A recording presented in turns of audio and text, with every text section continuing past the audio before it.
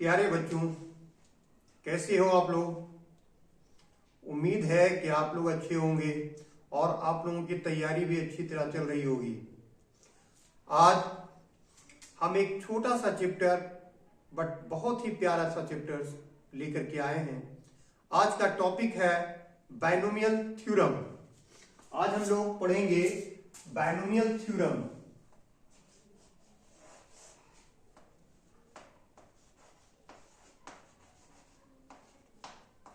Binomial theorem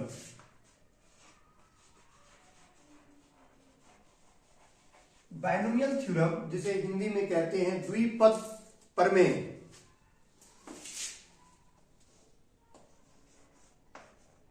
द्विपद प्रमेय आज हम लोग इसी चैप्टर पर डिस्कस करेंगे। ये एक छोटा सा चैप्टर है बट बहुत ही इंटरेस्टिंग चैप्टर है। आज से कुछ दिन पहले इसे 11th क्लास के सिलेबस से निकाल दिया गया था, बट फिर से दोबारा इसे तकरीबन 2 साल के बाद इसे 11th क्लास के सिलेबस में इंक्लूड कर लिया गया है और ये बहुत ही इंपॉर्टेंट भी है। इसके बारे में हम लोग डिटेल से पढ़ेंगे, जानेंगे कि बायनोमियल थ्योरम क्या होता है और कैसे काम करता है, इससे रिलेटेड क्वेश्चंस कैसे पूछे जाते हैं। ये सारी चीजें हम लोग इस चैप्टर में सीखेंगे। चलिए, मैं मोहम्मद अकबर, आपका अपना चैनल कैरियर इंपैक्ट रांची में आपका वेलकम है, जहां आप लोगों का भरपूर सपोर्ट मिल रहा है, भरपूर प्यार मिल रहा है। यही वजह है कि कॉम्पिटिटिव एग्जाम्स के मैथ और रीजनिंग के साथ साथ हम आईएससी 11th और 12th क्लास की वीडियो लगातार अपलोड कर रहे हैं और उम्मीद है कि ये चलता रहेगा। ठीक है, चलिए आज से हम शुरू करते हैं। देखिए, बायनोमियल का मतलब समझिए। बायनोमियल का मतलब ही होता है द्विपद, जिसके 2 पद हो, 2 टर्म हो। 2 टर्म वाले को हम लोग बायनोमियल कहते हैं। जैसे फॉर एग्जाम्पल दे रखा है a प्लस बी, तो यहां कितने पद है? तो यहां पद है, पदों की संख्या 2 है। यहां जो है पद 2 है, 2 पद। इंग्लिश में बोलते हैं इसे हम लोग 2 टर्म्स, 2 पद। और इसके पावर जो भी हो, तो यही पद जो होता है 2 पद। इसी 2 पद वाले थ्योरम्स के बारे में, 2 पद के जो क्वेश्चंस होते हैं वही कहलाते हैं बायनोमियल थ्योरम। कैसे होगा वो देखो। जैसे सपोज दैट अगर दे रखा है a प्लस बी का होल पावर 0, अगर 0 है तो इसका पता है आपको कि इसका वैल्यू 1 होता है। अगर यही चीज कुछ ऐसा हो a प्लस बी के पावर 1, अगर पावर 1 होगा तो आप जानते हो कि ये सिर्फ ऐसे ही लिखा जाएगा a प्लस बी। ध्यान देना। और अगर सपोज दैट कुछ ऐसा हो a प्लस बी, बी के होल स्क्वायर हो, तो इसका फार्मूला भी आप जानते हो। इसका फार्मूला होता है a square plus 2ab plus B square. और अगर a प्लस बी का होल क्यूब के बारे में बात करें तो इसका फार्मूला भी आपको पता है, पढ़ चुके हो आप लोग। इसका होता है a cube plus 3a square B plus 3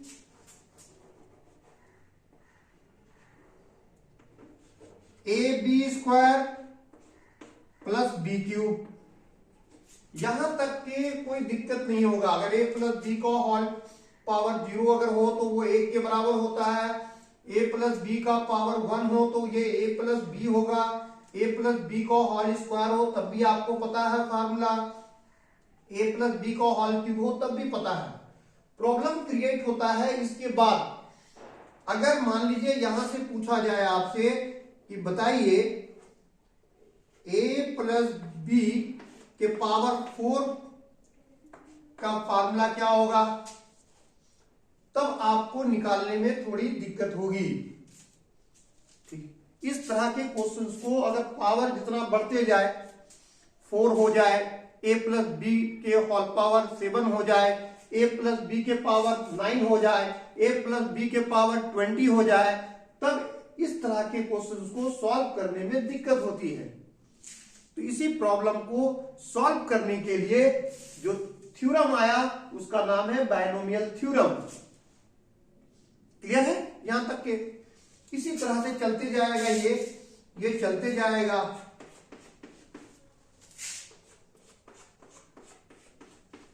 ये चलते जाएगा, और a प्लस बी का अगर होल पावर n जो निकालेंगे हम, वो कहलाएगा क्या, बायनोमियल थ्योरम, जो आगे हम लोग पढ़ेंगे या बनाना सीखेंगे कैसे बनता है। a प्लस बी का होल पावर n का इसका सूत्र क्या होगा, इसका फार्मूला क्या होगा, वो फार्मूला बनाना सीखेंगे हम लोग। उम्मीद है कि इतनी बात समझ में आ गई होगी। ठीक है, चलिए अब बायनोमियल थ्योरम के लिए कुछ चीजें जरूरत होती है। जैसे सबसे पहले आपको जरूरत होगा परम्यूटेशन, कॉम्बिनेशन और फैक्टोरियल के नॉलेज होना। तो चूंकि अभी हम परम्यूटेशन और कॉम्बिनेशन आपको पढ़ाए नहीं, और मुझे ये भी नहीं पता कि आप परम्यूटेशन कॉम्बिनेशन पहले पढ़े हैं या नहीं पढ़े हैं। तो इससे पहले क्लास 9th या 10th में परम्यूटेशन नहीं था, कॉम्बिनेशन भी नहीं था।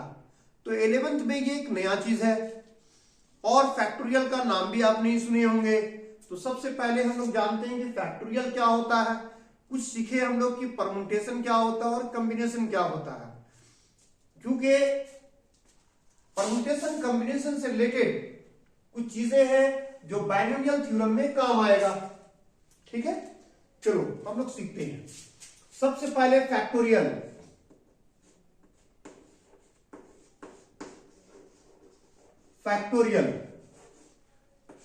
फैक्टोरियल को हम लोग दो तरह से डिनोट करते हैं। एक तो ये होता है, इसका मतलब भी फैक्टोरियल का साइन है, या फिर इस तरह, here we have the two symbols for the factorial like this। जैसे फॉर एग्जांपल अगर फैक्टोरियल 2 कहा जाए, फैक्टोरियल 2, तो इसका मतलब होता है 2 into 1। फैक्टोरियल 3 कहा जाए तो इसका मतलब होता है 3 into 2 into 1। अगर फैक्टोरियल 4 लिखना है, 4 को आप इस तरह भी लिख सकते हैं फैक्टोरियल, और ये क्या होगा, 4 है तो 4 into 3 into 2 into 1। तो क्या सीखे यहां से कि जो भी फैक्टोरियल है जहां से स्टार्ट होगा, जो नंबर दे रखा है 1 तक के एंड करेगा, वो 1 तक के जाएगा। जैसे अगर सपोज दैट फैक्टोरियल 5, या इस चीज को आप इस तरह भी लिख सकते हो, 5 का फैक्टोरियल हम बता चुके, 2 तरह है लिखने का। तो ये 5 से शुरू है तो क्या करोगे, लिखोगे 5 into 4 into 3 into 2 into 1। ठीक है, इस तरह से फैक्टोरियल बढ़ेगा। चलिए आगे भी बताते हैं हम आपको।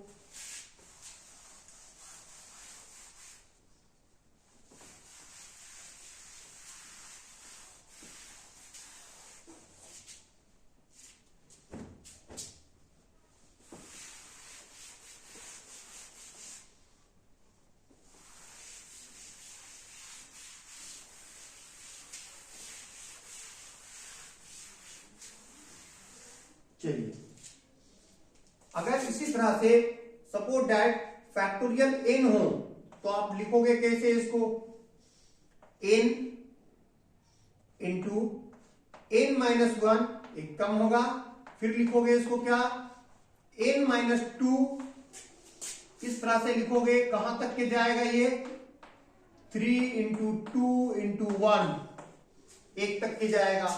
सपोज दैट अगर दे रखा है n माइनस 2 का फैक्टोरियल, तब आप क्या करोगे, इसे लिखोगे क्या, n माइनस 2, इससे और एक कम हो जाएगा तो n माइनस 3, n-4 कहां तक के जाएगा ये जाएगा 3 इंटू 2 इंटू 1। क्लियर है? अगर उसी तरह से दिया रहे 2n, इसका फैक्टोरियल निकालिए, 2n का फैक्टोरियल, तो आप लिखोगे 2n पहले, फिर लिखोगे क्या 2n माइनस 1, इससे 1 कम हो जाएगा, फिर लिखोगे क्या 2n माइनस 2। इसी तरह से चलेगा कहां तक के 2 इंटू 1 लास्ट 1 तक के जाएगा। अगर उसी तरह से दिया रहे यहां से n प्लस 1, इसका फैक्टोरियल दिया रहे, तो आप कैसे लिखोगे n प्लस 1, फिर उसके बाद इससे 1 कम हो जाएगा तो n आएगा, फिर इससे 1 कम होगा तो क्या होगा n माइनस 1 होगा। इसी तरह से बढ़ेगा कहां तक के 3 इंटू 2 इंटू 1 तक के। तो उम्मीद है कि आपको समझ में आ गया होगा कि फैक्टोरियल किस तरह से लिखा जाता है। अब देखो फैक्टोरियल की वैल्यू को भी आप फाइंड करना सीखो। अगर इसको मल्टीप्लाई करोगे 2 को 1 के साथ तो 2 1 जा 2,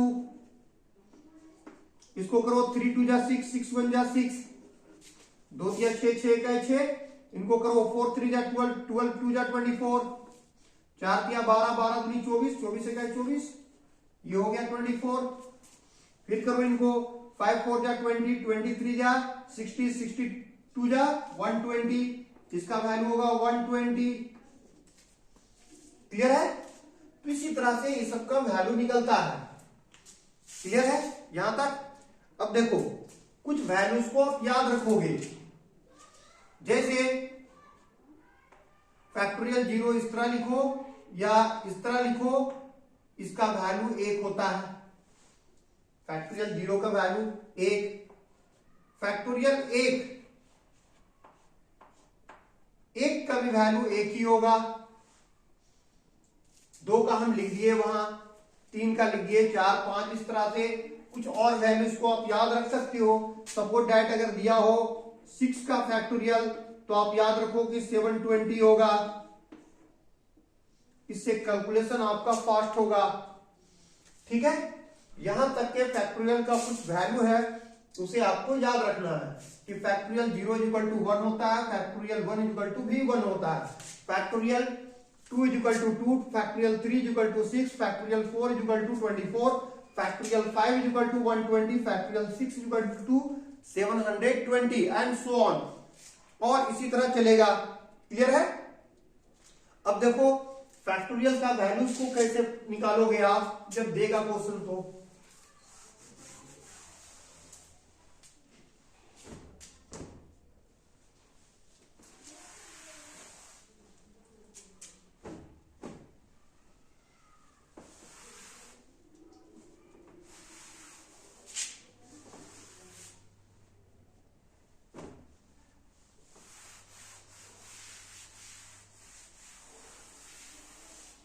अब देखो जैसे सपोज दैट एग्जांपल के तौर पे, फॉर एग्जांपल दिया रहेगा फैक्टोरियल 7 डिवाइडेड बाय फैक्टोरियल 3। ठीक है? इसकी वैल्यू निकालना है आपको। इसकी वैल्यू कैसे आप फाइंड आउट करोगे? तो एक तो तरीका यह है कि फैक्टोरियल दिया हुआ है 7 तो लिखोगे 7, अच्छा इसका मतलब भी इंटू होता है, 7 into 6 into 5 into 4 into 3 into 2 into 1, और नीचे 3 है तो क्या करोगे 3 इंटू 2 इंटू 1, इसके मतलब भी बीच में क्या है इंटू है। अब इसको कैंसिल करो, यहां से देखो ये 3 3 कैंसिल हो जाएगा, इस सबको मल्टीप्लाई कर दो तो आपको आंसर मिल जाएगा। 7 को 6 से करोगे तो 42, 42 को डबल कर दोगे तो 82, और एक जीरो बैठा दो क्योंकि 5 4 जा 20 होगा और 7 6 जा 42, 7 6 42, 42 को 20 से गुना करोगे तो 820, इसका निकल गया। उसी तरह से not take the another example, दूसरा उदाहरण लेते हैं। सपोज दैट दिया हुआ है 6 का फैक्टोरियल और 4 का फैक्टोरियल दे रखा है, इसकी वैल्यू फाइंड आउट करनी है। तो आप कैसे करोगे, इसको आप इस तरह भी लिख सकते हो 6 इंटू 5 इंटू 4, यहां तक छोड़ दो, क्योंकि आपका नीचे में देख रहे हो कि फैक्टोरियल तो 4 है ही है। ऐसा करने से ये फैक्टोरियल 4 कैंसिल हो जाएगा, 6 5 जा 30 और ये 30 आंसर हो जाएगा। समझ में आ गया कि इस तरह का फैक्टोरियल का वैल्यू को कैसे हम लोग फाइंड आउट करते हैं। फैक्टोरियल बीच में छूट जा सकता है, छोड़ सकते हो। जैसे फैक्टोरियल 9 दे रखा है, जिसको ऐसे भी लिख सकते हो 9 इंटू 8 इंटू, और यहां फैक्टोरियल 7 करके छोड़ दो। या फैक्टोरियल 12 दे रखा है, तो इसको इस तरह भी लिख सकते हो आप 12 इंटू 11 इंटू 10 इंटू 9, फैक्टोरियल बीच में छोड़ दो, क्योंकि फिर फैक्टोरियल 9 है, फिर यहां से शुरू करोगे तो 1 तक जाएगा।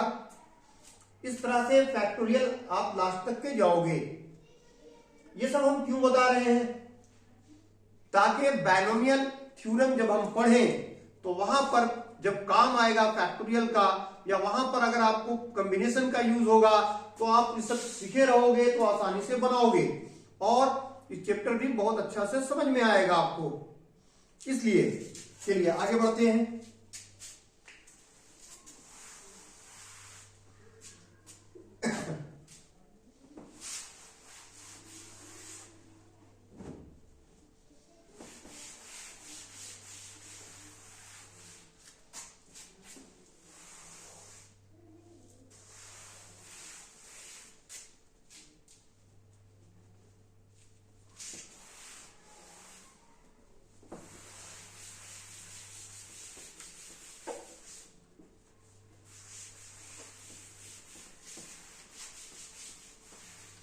चलिए अब नेक्स्ट आगे हम लोग पढ़ेंगे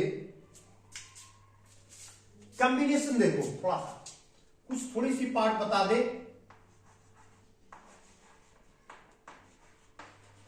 कॉम्बिनेशन, जिसको हिंदी में संचय बोलते हैं,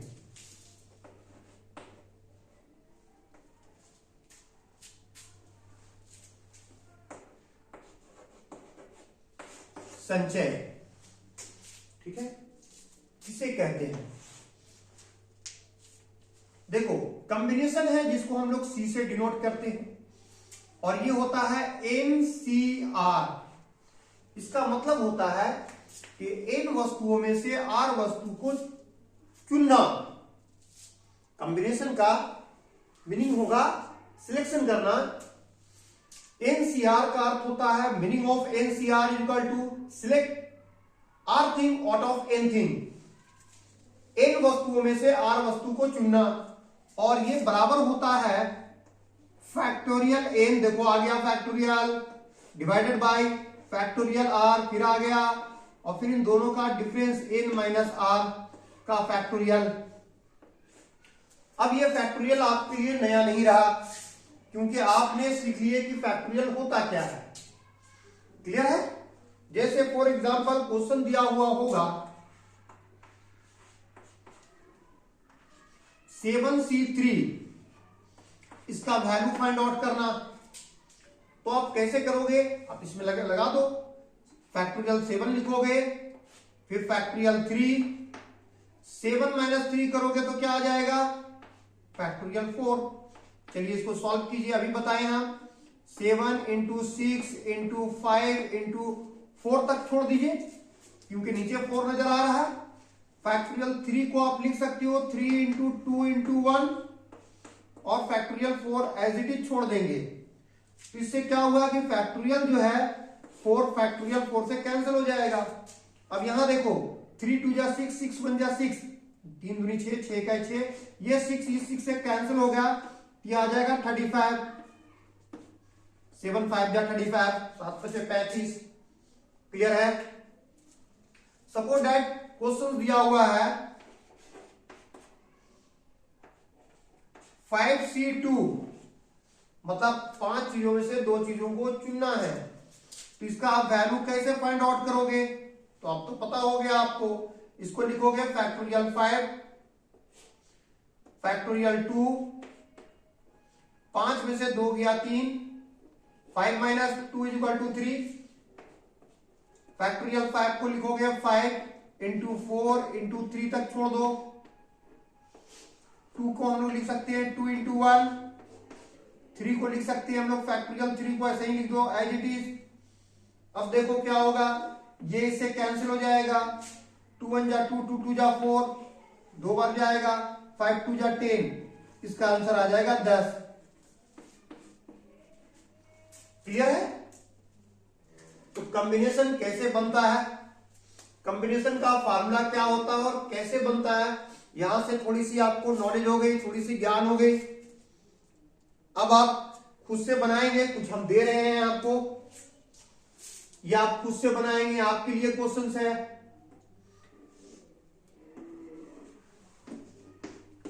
इस क्वेश्चंस को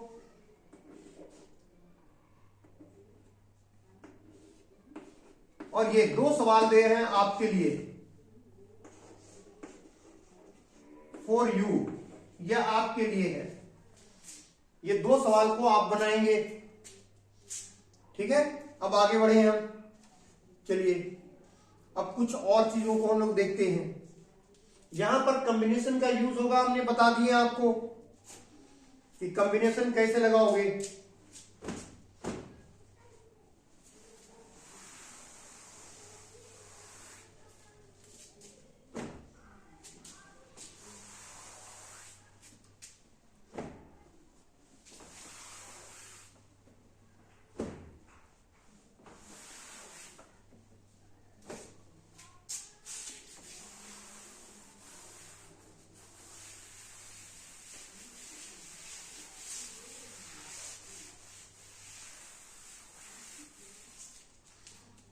चलिए परम्यूटेशन आपको बता दें, हल्के परम्यूटेशन अभी जरूरत नहीं है आपकी।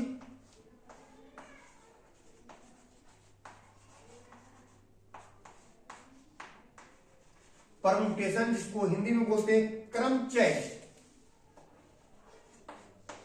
क्रमचय। परम्यूटेशन क्या होता है, परम्यूटेशन को हम लोग पी से डिनोट करते हैं और ये होता है NPR। ये n को लिखते हैं factorial n divided by n minus r का फैक्टोरियल, यही होता है इसका फार्मूला। जैसे फॉर एग्जांपल क्वेश्चन दे रखा है 5p3, इसकी वैल्यू निकालना है तो लिखोगे फैक्टोरियल 5। अब इसको लिखोगे क्या, 5 माइनस 3 की फैक्टोरियल। 5 को लिख सकते हो 5 इंटू 4 इंटू 3 इंटू 2, यहां तक छोड़ सकते हो क्योंकि 5 में से 3 जाएगा तो 2 फैक्टोरियल 2। अब यहां देखो ये इससे कैंसिल हो जाएगा, मल्टीप्लाई कर दो, 5 4 जा 20, 23 जा 60, 60 हो गया। इसी तरह से परम्यूटेशन निकलता है। अगर दिया हो 8p6, इसकी वैल्यू फाइंड आउट करना है तो आप क्या कर सकते हो, लिखोगे फैक्टोरियल 8 माइनस 6 कर दोगे तो डायरेक्ट लिख दो फैक्टोरियल 2, ठीक है। इसे आप लिख सकते हो इस तरह से 8 इंटू 7 इंटू 6 की फैक्टोरियल ही लिख दो, by factorial 2 is equal to 2 होता है, ठीक है। क्यों, ताकि इसको आप ऐसा लिख सकते हो 8 इंटू 7 और फैक्टोरियल 6 का वैल्यू हमने बताए थे 720, क्योंकि हम लोग जानते हैं, अभी बता चुके हैं आपको कि फैक्टोरियल 6 इज इक्वल टू होता है 720। फिर वैल्यू को डायरेक्ट पुट कर दो और नीचे में क्या आ गया 2। अब 2 से काट दो, 2 1 है 2, 2 चौके 8। अब गुना कर दो, आपका आंसर आ जाएगा 4 7 28, 4 7 जा 28, ये मल्टीप्लाई होगा कितना से 720 से, जो आएगा वो क्या हो गया, आंसर हो गया। तो परम्यूटेशन भी थोड़ा सा सीख गए आप कि परम्यूटेशन का क्या फार्मूला होता है और कैसे ये काम करता है। चलिए अब इस चैप्टर में जो जरूरत है हम लोग उस पर फोकस करें।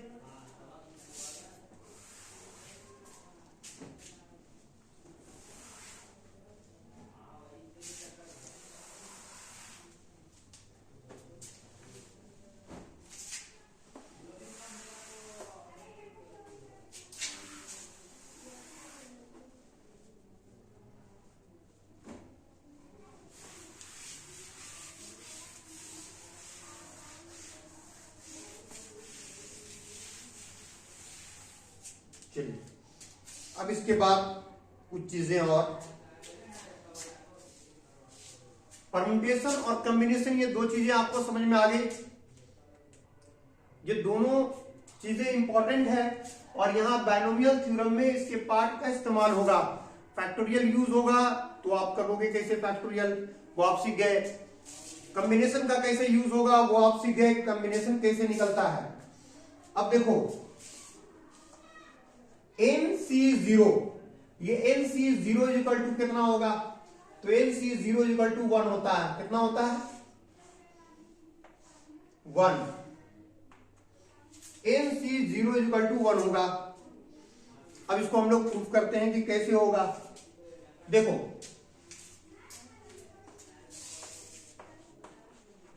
प्रूफ, अगर इसको आप लिखोगे NC0 को तो क्या लिख सकते हो, फैक्टोरियल n डिवाइडेड बाय 0 का फैक्टोरियल, और इसे लिखोगे क्या n माइनस 0 का फैक्टोरियल।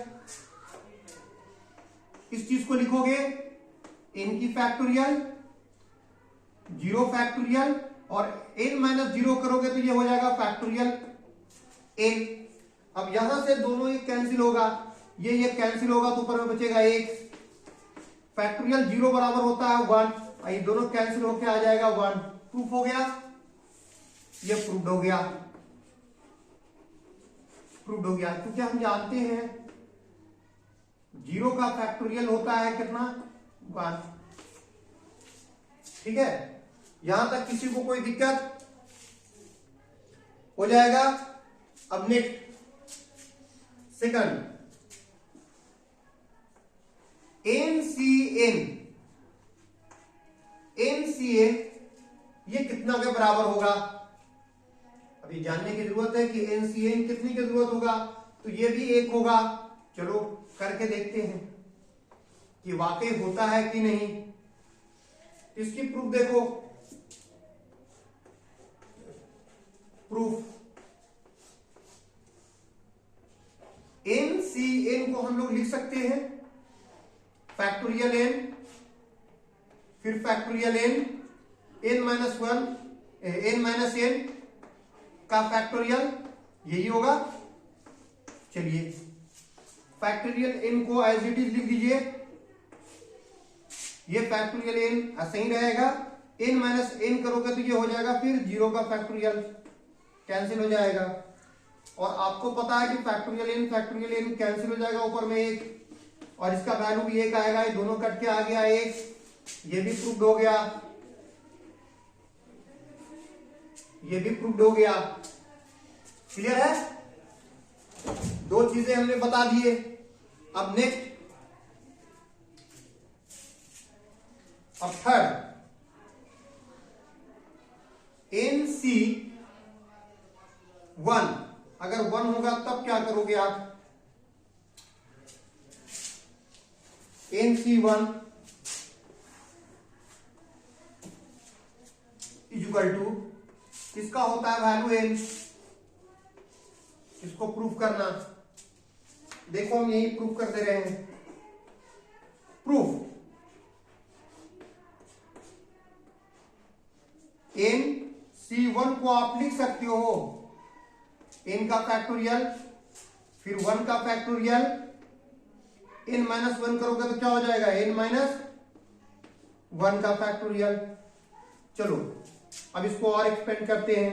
n को आप लिखोगे क्या n, और n माइनस 1 का फैक्टोरियल डिवाइडेड बाय 1 का फैक्टोरियल तो 1 होगा, और नीचे इसको लिख दो n माइनस 1 का फैक्टोरियल। अब देखो ये दोनों कैंसिल हो जाएगा तो क्या आ जाएगा, बचेगा n माइनस वन का मतलब n, और ये प्रूव्ड हो गया, प्रूव्ड। तो ये तीन बहुत इंपॉर्टेंट है जो बहुत काम आएगा। एक तो ये, दूसरा ये और तीसरा ये। एन सी 0 बराबर 1 होता है, एन सी n बराबर 1 होता है और N C 1 equal to n होता है। ये तीन चीज आप जहन में बैठा लें, बहुत बहुत इंपॉर्टेंट है। चलो अब नेक्स्ट प्रॉपर्टी की तरफ चलते हैं हम। ठीक है, इससे फायदा क्या होगा, ये जो इस तरह बताएं तो क्या फायदा होगा, देखो क्या फायदा होगा। अगर यहां n की जगह कुछ भी दिया हो, फॉर एग्जाम्पल, अब देखो इसका फायदा, अगर n की जगह पे सपोज दैट 9 दिया हुआ, 9C0, तो आप डायरेक्ट लिख दोगे 1 होगा। अगर यहां दिया हो 15C0 तो आप डायरेक्ट लिख दोगे कि 1 होगा। अगर यहां दिया हो 26C0 तो आप डायरेक्ट लिखते हो कि इसकी वैल्यू 1 होगा। नो नीड टू सॉल्व, इसे सॉल्व करने की जरूरत नहीं है, आप डायरेक्ट वैल्यू पुट अप कर सकते हो। ठीक है, उसी तरह से NCN, इसका मतलब क्या है, इसकी एग्जांपल देखो। अगर दे रखा हो 5C5 तो आप डायरेक्ट बोलोगे 1 होगा। अगर दे रखा हो 8C8 तो बोलोगे 1 होगा। अगर दिया हो यहां 18C18 तब भी इसका वैल्यू क्या होगा, 1 ही होगा, क्योंकि पता है कि n और c दोनों का वैल्यू, n और r दोनों का वैल्यू इक्वल होने पर वो 1 देता है। वो आपका यहां से मिल गया आपको प्रॉपर्टी से। उसी तरह NC1, इसको देखो, NC1 अगर यहां दिया हो 6C1 तो डायरेक्ट लिख दोगे कि इसका वैल्यू 6 होगा। अगर दिया हो यहां पर 12C1 तो आप लिख दोगे डायरेक्ट 12 होगा। अगर यहां दे दिया है 25C1 तो आप डायरेक्ट लिखोगे इसकी वैल्यू 25 होगा। क्लियर है? तो ये प्रॉपर्टी जानने से या इसके बारे में जानने से आप आगे के कैलकुलेशन बहुत ही आसानी से कर दोगे। एग्जाम में आपको समय बचेगा, और जब इसी चैप्टर को आगे आप पढ़ोगे इंजीनियरिंग के लिए, अगर आप जेईई की तैयारी कर रहे हो या करना चाहते हो, या फिर आप आईआईटी करना चाहते हो, एनडीए के एग्जाम क्रैक करना चाहते हो, तो वहां पर ये बहुत यूजफुल है। इवन अगर आप मैनेजमेंट करना चाहते हो और कैट जेट की एग्जाम क्रैक करना चाहते हो तो उसके लिए बहुत ही इंपॉर्टेंट चैप्टर है ये। तो जब आपको नॉलेज होगा तभी तो आप काम करोगे, और वहां पर आप शॉर्ट में कैसे बनाओगे। कॉम्पिटिटिव एग्जाम में क्वेश्चन को सॉल्व किया जाता है with in the few second. तो ये फ्यू सेकंड में कब होगा, जब आपकी कॉन्सेप्ट क्लियर होगा। अगर कॉन्सेप्ट क्लियर नहीं है तब तो आप नहीं बना पाओगे। अभी हमने स्टार्ट किया बाइनोमियल थ्योरम, और आपको हम उससे बेसिक चीजें बता रहे हैं। मुझे पता है कि बाइनोमियल थ्योरम पढ़ने के लिए इन सब चीजों की जरूरत होगी। आपको फैक्टोरियल का नॉलेज होना चाहिए, परम्यूटेशन कॉम्बिनेशन का नॉलेज होना चाहिए, और इससे रिलेटेड जो बातें हैं, जो प्रॉपर्टी है, वो जाननी चाहिए। अगर ये नहीं जानोगे तो it is very very difficult for you. तो ये आपके लिए बहुत बहुत मुश्किल का चीज है। क्लियर है? चलिए आप एक अगला प्रॉपर्टी की तरफ चलते हैं।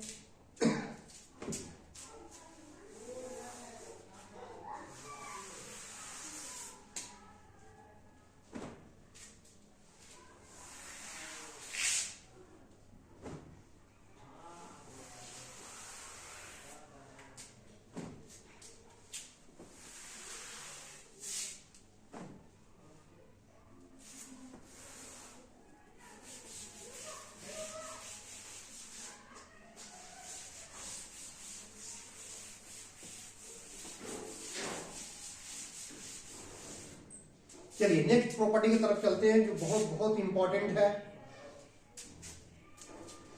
नेक्स्ट है NCR बराबर होता है NCN माइनस R।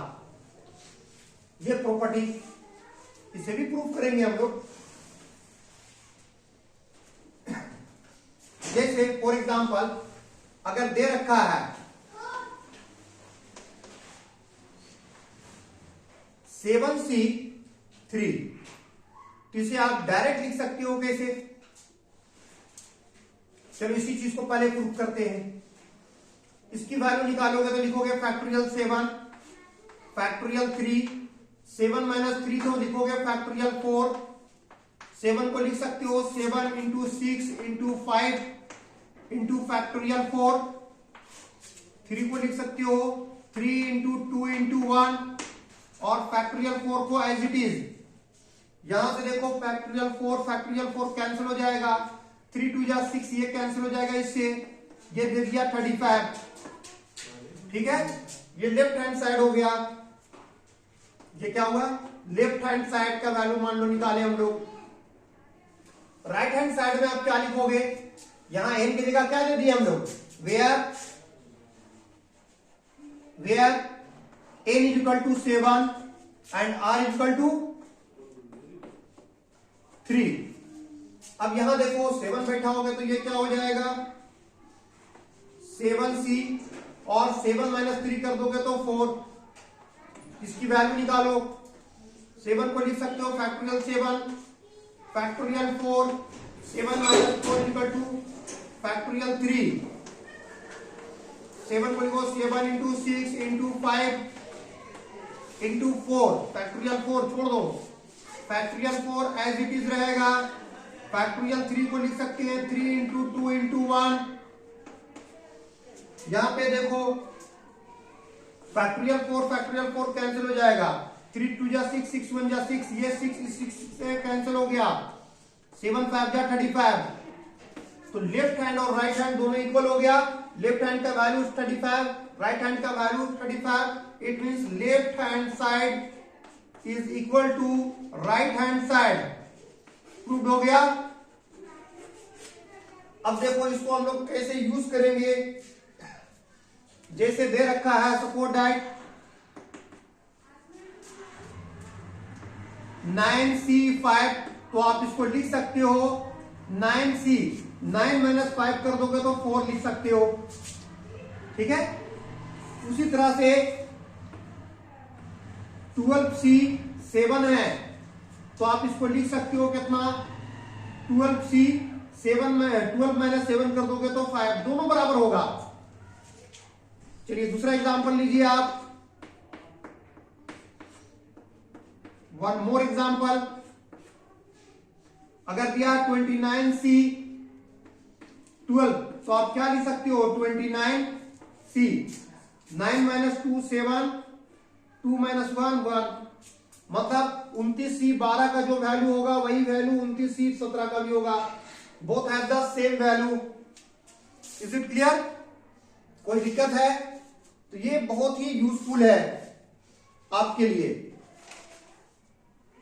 ठीक है, चलो अब आगे बढ़ते हैं। उम्मीद है कि समझ में आ गया होगा। अगर कोई दिक्कत हो तो कमेंट के जरिए मुझसे पूछ सकते हैं।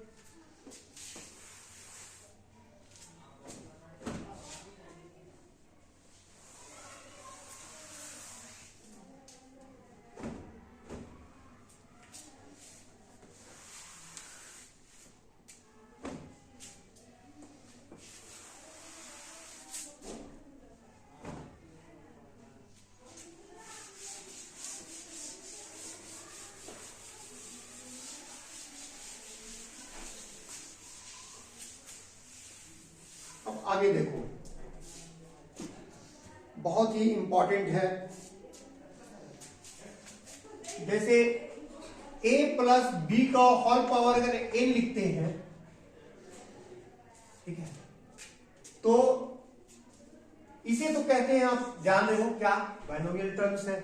और इसे n को कहा जाता है बाइनोमियल इंडेक्स।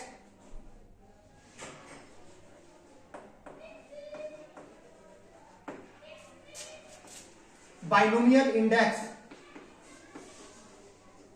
इस n को कहते हैं बाइनोमियल इंडेक्स, और a प्लस बी को कहते हैं बाइनोमियल। इसे क्या कहेंगे,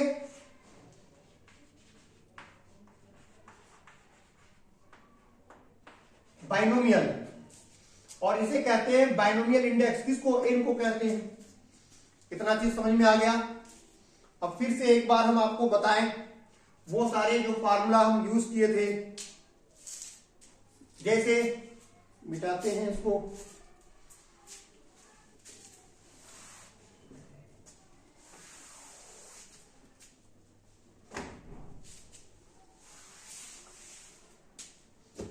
अब देखो ध्यान देना, हमने बताया कि a प्लस बी का अगर पावर 0 हो तो ये 1 के बराबर होता है, और a प्लस बी का पावर 1 हो तो यहां पर देखो सिर्फ होगा A B, A plus B होगा, और a प्लस बी का स्क्वायर करोगे तो इसका फार्मूला होता है A square plus 2ab plus B square. और सपोज दैट अगर a प्लस बी का क्यूब करोगे इसका फार्मूला होगा a का cube plus 3a square B plus 3ab square plus B cube. इसी तरह से चलते जाएगा ये। यहां पर देखो एक तो गौर करने वाली बात है कि a प्लस बी का अगर पावर 0 रहता है तो वो एक टर्म आएगा, एक। अगर पावर 1 होता तो देखो 2 टर्म आ रहा है, 1 2। पावर 2 होगा तो देखो 3 आ रहा है, 1 2 3। पावर 3 होगा तो 1 2 3 4 हो रहा है, मतलब जितना पावर होता है उससे एक ज्यादा होगा। नंबर ऑफ टर्म्स क्या हो रहा है, जो पावर है पावर से एक ज्यादा होगा, मतलब मोर देन 1। जो गिवन पावर होगा उससे एक ज्यादा होगा। The number of term is n plus 1। अगर ये n होगा तो ये कितना हो जाएगा, n प्लस 1 निकलेगा। इतना तो बात समझ में आ गया कि ये जो नंबर ऑफ टर्म्स है वो हमेशा एक ज्यादा होगा। अब देखो यहां पे सपोज दैट n की जगह पे यहां कितना है, 0 है। n की जगह 0 होने पे, n की जगह पे अगर 0 होता है तो नंबर ऑफ टर्म्स 1 होता है। अगर यहां पर n इक्वल टू 1 रखेंगे तो 2 हो रहा है। यहां पर क्या होता है, 2 टर्म हो रहा है ना। तो देखो इसको 2 कैसे होगा। अच्छा, इसके हम लोग कोफिशिएंट के बारे में बात करें तो ये तो समझ में आ गया। नंबर ऑफ टर्म्स आगे हम नोट कर देंगे आपको। देखो a के साथ आगे में कुछ लगा है तो कहोगे कुछ नहीं लगा, b के साथ आगे कुछ नहीं है मतलब 1 1 है, तो इसकी कोफिशिएंट आ जाएगी 1 और 1। अगर हम 3 लोगे, 2 लोगे, n इक्वल टू 2 लोगे तो इसका 3 आ रहा है, 1 2 3 टर्म आ रहा है, और इसका देखो a का कोफिशिएंट कुछ नहीं है, आगे खाली है मतलब 1 होगा। b का कितना है, ab का कितना है, 2 है, 2 है, और b का कोफिशिएंट आगे कितना है, 1 है। क्लियर। उसी तरह जब 3 लोगे तो क्या हो जाएगा, इसका देखो आगे 1 आ रहा है, फिर 3 आएगा, फिर 3 आएगा, और फिर इसका आगे कितना आ जाएगा, 1। क्लियर है। तो यहां से देखो आप, हम 3 ही तक एग्जांपल ले रहे हैं, तो ये धीरे धीरे 1 2 3 4 इसी तरह से बढ़ते जाएगा। ये सब हम क्या लिए, कोफिशिएंट लिए। इसका कोफिशिएंट है, ये सब क्या है, कोफिशिएंट है। ये सब जो ले रखे हैं ये कोफिशिएंट है। कोफिशिएंट मतलब गुणक, गुणक दिया हुआ है। ठीक है। ए स्क्वायर का कोफिशिएंट 1, ए बी का कोफिशिएंट 2, बी स्क्वायर का कोफिशिएंट 1, इस तरह से। अब गौर से देखो इसको, तो ये ट्रायंगल फॉर्म कर रहा है।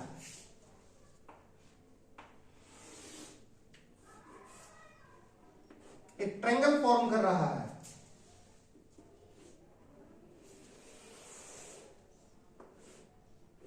ये एक ट्रायंगल बना रहा है ना, इस तरह से।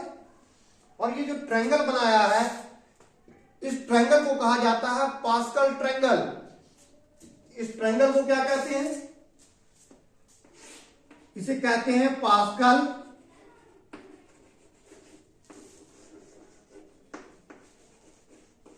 ट्रायंगल।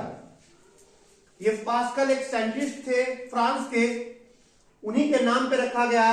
हालांकि ये ट्रायंगल जो देने वाले थे पास्कल, हालांकि इससे पहले बहुत सारे ऐसे भी साइंटिस्ट अपने अपने कंट्री में इसके बारे में बतला चुके थे, बट ये हाईलाइट जो हुआ, या हाईलाइट में जब आए तो वो पास्कल साहब थे जिन्होंने इस ट्रायंगल के बारे में बताया है। और इस ट्रायंगल को हम लोग जानते हैं पास्कल ट्रायंगल के नाम से। इतनी बात समझ में आ गई। आगे हम ट्रायंगल के बारे में और भी बहुत सारी चीजें बताएंगे आपको। अब देखो इस ट्रायंगल के बारे में कि ट्रायंगल है क्या। ये पहला तो एक, इस ट्रायंगल में गौर से देखो, सबका फर्स्ट टर्म जो है वो एक एक आ रहा है, सबका लास्ट टर्म क्या आ रहा है, एक आ रहा है। इस तरह से जितना भी आगे बढ़ेगा, चाहे बाइनोमियल थ्योरम में कितने भी एक्सपेंशन करो, जब भी एक्सपेंशन करेंगे तो उसका फर्स्ट टर्म और लास्ट टर्म दोनों क्या आएगा, वो एक ही आएगा। अगर फर्स्ट टर्म भी एक आएगा और लास्ट टर्म भी उसका एक ही आएगा। ये पास्कल थ्योरम से या पास्कल ट्रायंगल से पता चला। अब देखो इसमें रिलेशन क्या है। ये तो एक लिख दिए, ये दो कैसे आया, इस एक को एक के साथ, पहला तो एक आएगा, लास्ट में एक आएगा ही, बीच में कैसे आया, इन दोनों को अगर आप ऐड कर दोगे तो दो आ जाएगा।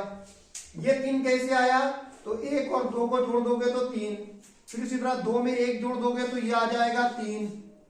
इसी तरह से आगे भी बनेगा, आगे भी आप कर सकते हो। आगे मान लो n=4 लाओगे, ये तो पता है कि पहला एक होगा, फिर एक और तीन मिलके यहां क्या आ जाएगा, चार, तीन और तीन मिलके क्या आ जाएगा, 6, फिर तीन और एक मिलके क्या होगा, 4, और लास्ट में आ जाए फिर ये 1। ठीक है, ये निकल गया 1 4 6 4 1। ये कितना का निकलेगा, n=4 का।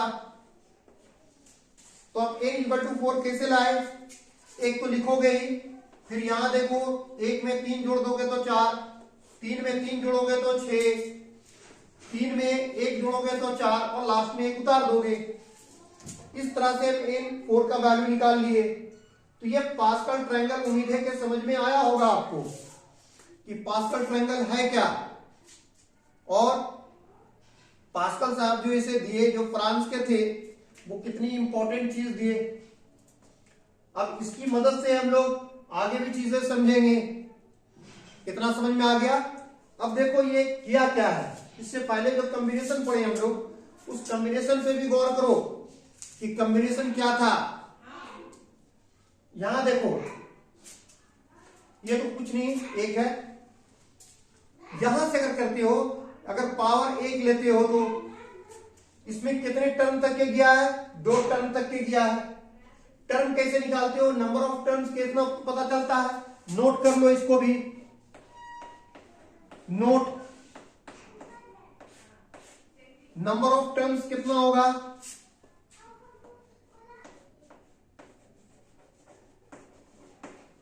नंबर ऑफ टर्म्स कितना होगा, जितना पावर है, पावर प्लस 1 कर दोगे, ये निकल जाएगा नंबर ऑफ टर्म्स। ठीक है, इसे नोट कर लो, नहीं तो भूल गए तो दिक्कत होगी। नंबर ऑफ टर्म अर्थात पदों की संख्या, हिंदी में बोलते हैं पदों की संख्या। पदों की संख्या, तो पदों की संख्या कितना होगा, n+1। n क्या है, यहां पर ये पावर है। इस पावर को क्या कहते हैं हम लोग, तो बाइनोमियल इंडेक्स कहते हैं। यहां पर हम लोग कहते हैं बाइनोमियल इंडेक्स। ठीक है, चलिए आगे देखते हैं। अब देखो इसके बारे में अगर लिखते हो तो यहां पर कितने तक के गया है, 1 तक ये गया, पावर 1, तो मतलब टर्म 2 हो रहा। इसका टर्म कितना हो रहा, 2। अगर 2 है तो कितना टर्म होगा, 3। इसी तरह 7 देगा तो आप बोलोगे नंबर ऑफ टर्म्स 8 है। मतलब आप सवाल को देखते ही आंसर दे सकते हो। क्लियर है, क्लियर है। आगे बढ़े, नहीं क्लियर होगा तभी हम आगे बढ़ेंगे। अगर कोई दिक्कत है अभी तक के तो मुझे बताइए। अब देखो मान लो अगर हम यहां लिख रहे हैं, यहां पावर 2 है ना, तो इसको हम कैसे लिख सकते हो। यहां लिखोगे 2 तक के दिया तो लिखोगे 2, 2 तक के C 0, और A का मैक्सिमम पावर लेंगे तो A कितना तक के जाएगा, 2 है तो 2 लिखोगे। A शुरू करेंगे 2 से और B यहां शुरू होगा 0 से। नेक्स्ट, अब यहां तो 2 रहेगा ही, C यहां पे 0 के बाद 1 बढ़ेगा तो 1 हो जाएगा, 1 घटेगा, A के पावर 2 से 1 हो जाएगा और B का पावर बढ़ेगा 0 से 1 हो जाएगा। उसी तरह से 2C, ये 1 के बाद कहां जाएगा 2। अब यहां A के पावर 1 से क्या हो जाएगा 0, और B का पावर 1 से क्या हो जाएगा 2। बस जहां ऊपर और नीचे दोनों इक्वल आ जाए समझो एंड हो गया। या यूं समझो कि B 0 से स्टार्ट होके 2 तक के गया और A 2 से शुरू होके 0 तक गया तो ये एंड हो गया। आगे हम बताएंगे इसको कि कैसे निकालते हैं। उसी तरह चलो इसको लिखना सीखते हैं। ये 3 तक के तो इसको लिख सकते हो क्या आप, 3C 0, A का मैक्सिमम वैल्यू 3 और B स्टार्ट होगा कहां से 0 से। फिर लिखोगे 3C, अब 0 से क्या हो जाएगा, बढ़ेगा तो 1, कहां तक बढ़ेगा 3 तक ही बढ़ेगा।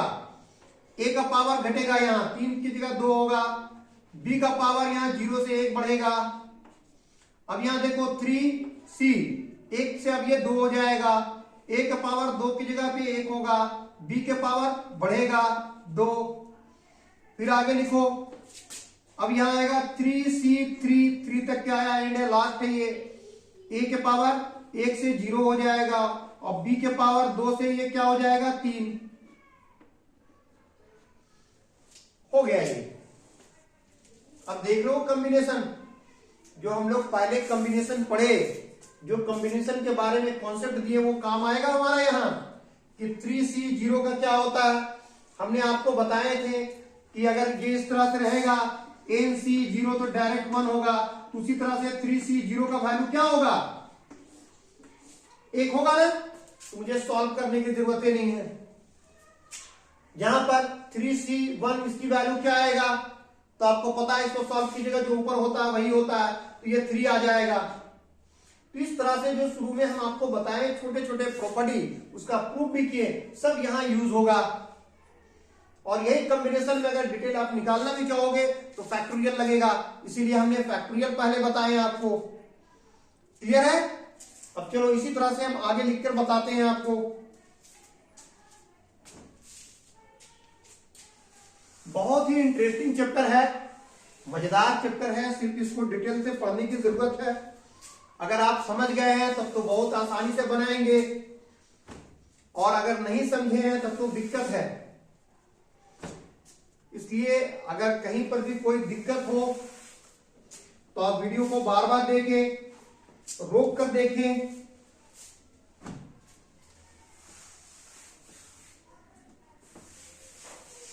नोट करते जाइए एक एक चीज को, और अच्छे से नोट्स कॉपी बनाइए।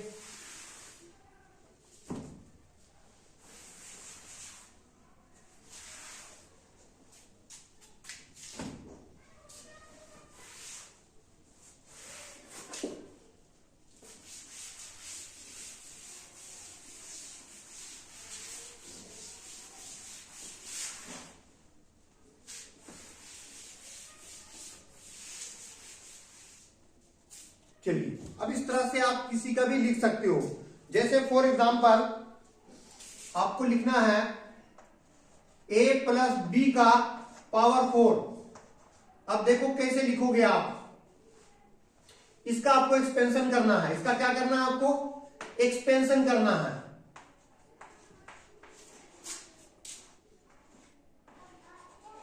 एक्सपेंशन करना है मतलब प्रसार करना है। तो एक्सपेंशन कैसे करोगे, यहां 4 है तो आप लिखोगे इसको 4C 0, A का पावर 4 और B यहां 0 होगा, B अभी शुरुआत हो रहा है। फिर नेक्स्ट ये 4C, अब ये धीरे धीरे C का वैल्यू बढ़ेगा 0 से 1, और A का वैल्यू घटेगा और B का वैल्यू बढ़ेगा। उसी तरह से नेक्स्ट 4C 1 से अब हो जाएगा 2, ए का वैल्यू 3 से 2 में आएगा और बी का वैल्यू 2 से 3 में जाएगा। कब तक के होगा ये, कब तक करेंगे, जब तक ये 4 है तो नीचे भी 4 ना आ जाए। 4C3, ए का पावर घटेगा और बी का पावर बढ़ेगा।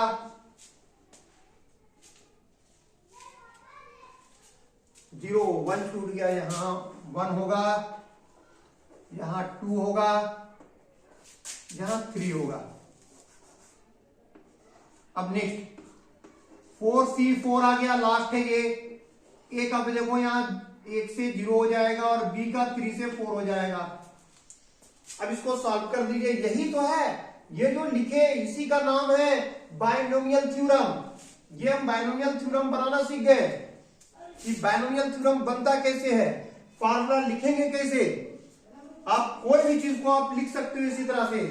अब डायरेक्ट देखो, अगर ऐसा दिया हो a प्लस बी को होल पावर n, तो आप कैसे लिखोगे, आप लिखोगे पहले NC0, a का मैक्सिमम पावर n और b 0 से स्टार्ट होगा। फिर आप यहां से NC 0 से 1 बढ़ेगा 1, a घटेगा तो n-1 और b बढ़ेगा तो 1। फिर आप इसी तरह घटाओगे NC अप टू a का पावर और घटेगा तो हो जाएगा n-2 और b बढ़ेगा तो ये क्या हो जाएगा 2 और इसी तरह चलते जाएगा ये कहां तक, NCn तक के जाएगा। a का पावर 0 होगा और b का पावर यहां क्या होगा n। निकाल दिए, इसका लिखा गया पूरा एक्सप्रेशन, पूरा एक्सपेंशन हमने करके दिखला दिया आपको। क्या रटने की जरूरत है। a धीरे धीरे बढ़ेगा और b, a घटेगा और b बढ़ेगा। यहां पर a का पावर घटेगा और b का पावर बढ़ेगा। और उसी तरह c जो है कॉम्बिनेशन जो लगा रहे हो, ये 0 से बढ़ेगा कहां तक, ऊपर n है तो n तक के बढ़ेगा। इसी चीज को कहते हैं बायनोमियल थ्योरम। समझ में आ गया बायनोमियल थ्योरम क्या है और कैसे काम करता है। अभी सबका वैल्यू आप निकालने जानते हो। इसका वैल्यू हम बता चुके हैं आपको कि NC 0 बराबर 1 होता है, उसी प्रकार 4C 0 बराबर भी 1 होगा। उसी तरह से आपको हम बता दिए NC 1 के बराबर n होगा। उसी तरह से आप लिख सकते हैं 4C 1 बराबर 4 होगा। ये चीज हम बताए थे और बताएं आपको हम NCn बराबर आपको बताएं कि वो क्या होगा, 1 होगा। उसी तरह से वहां देखो 4C4 आ जाएगा तो आपको सॉल्व करने की जरूरत नहीं है, इसकी वैल्यू 1 होगी। इस चीज को हम शुरू में जो बताएं उसको याद रखिए आप, कितना आसान है बायनोमियल थ्योरम। अगर थोड़ा सा प्रैक्टिस करें तो बहुत अच्छा होगा। ये उम्मीद है कि जितना बताए होंगे आज, ये सारी बातें आपको समझ में आई होगी। और फिर भी कोई दिक्कत है तो वीडियो को आप बार बार देखें, उससे क्या होगा, सारे कॉन्सेप्ट क्लियर हो जाएगा। और जितना बता रहे हैं ये सिर्फ 11th के ही नहीं, बल्कि आगे आप जब कॉम्पिटिटिव एग्जाम की तैयारी करेंगे, इंजीनियरिंग की तैयारी करेंगे, MBA की तैयारी करेंगे, NDA की तैयारी करेंगे, तो उन सब जगह हेल्पफुल है ये। ठीक है, चलिए आज के लिए इतना ही। अगले क्लास में, अगले वीडियो में हम आपको और चीजें बताएंगे आपको। Thank you.